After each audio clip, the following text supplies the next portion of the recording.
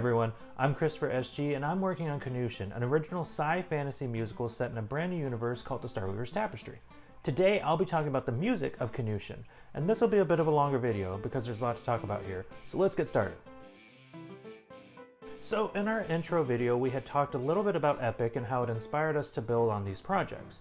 To touch on that a little bit more, I was blown away at how Epic was structured into separate albums. It made it a lot more accessible, it allowed the story to breathe and be told over time, and there was a constant feedback loop that helped break down the barrier between audience and artist.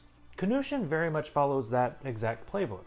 It's not one that works for every project, but breaking Kanushin down into 7 albums, or arcs, being able to focus on 5 to 7 songs at a time, and being able to take the time to get the best possible versions of these songs to you without having to delay the entire project makes it seem that much more attainable, and really allows you to become immersed in these projects that much sooner.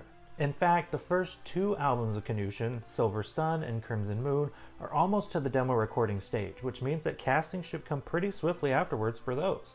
Kanushin is what I call a playlist musical. I'm not sure if that term has been coined before, but I want it to feel like one of those custom playlists you make for a book you love, or because you had a really cool idea in your head and you need a soundtrack for it. This means that Kanushin will have a wide mixture of music across it.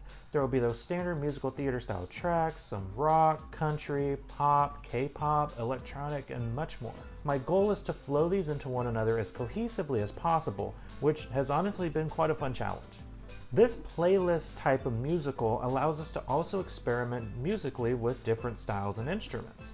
While the villains may share a common motif, for example, one may have a slow cello variation and another one that's more jazz-like. Each character leans into a specific genre too.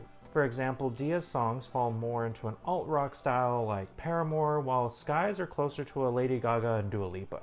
A lot of times when I'm writing, I try to think along the lines of what would insert artist here sing if they were in this moment. What would that sound like?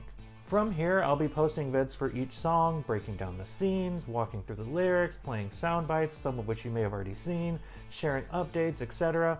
So be sure to look out for those soon, and let us know what type of questions you have too. We'll see you Starside.